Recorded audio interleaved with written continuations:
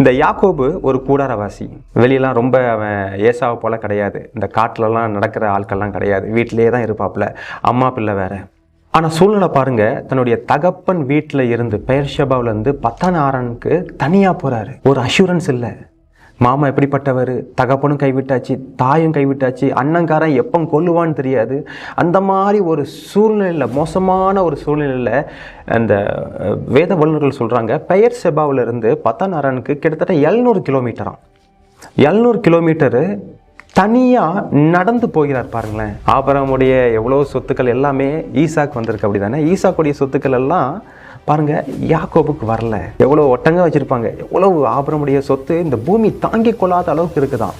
ஆனால் பாருங்க, வழி பிரயாணத்துக்கு ஒரு ஒட்டகத்தை கூட ஈசாக்கு யாக்கோபுக்கு கொடுக்கல. 700 கிலோமீட்டர் நடந்தே போகிறாரு. அந்த நடக்கிற வழியில தான் பெத்தேல் என்கிற ஒரு ஊர் வருது. அந்த ஊரில் அவர் பயந்து, சூரியன் அஸ்தமிக்கிறது, பயந்து அவர் படுக்கிறார். படுக்க போது தேவன் இந்த சொப்பனத்தை காமிக்கிறார். இவ்வளோ பெரிய பணக்காரன குடும்பத்தை சேர்ந்த இந்த யாக்கோபு, பஞ்சு மெத்தையில் படுத்திருக்க இந்த யாக்கோபு அன்றைக்கு பார்த்தீங்கன்னா ஒரு கல் எடுத்து படுக்கிறார். ஏன்? ஈசாக்கு அப்போ என்னதான் கொடுத்தாரு? ஈசாக்கு ஒரே ஒரு காரியத்தை கொடுத்தாரு. என்ன நம்ம பார்ப்போமா? ஆதியாகமம் 28ஆம் அதிகாரம் 3ஆம் வசனம். சர்வ வல்லமையுள்ள தேவன் உன்னை ஆசீர்வதித்து நீ பல ஜனக்கூட்டமாகும்படி உன்னை பழுகவும் பெருகவும் பண்ணி.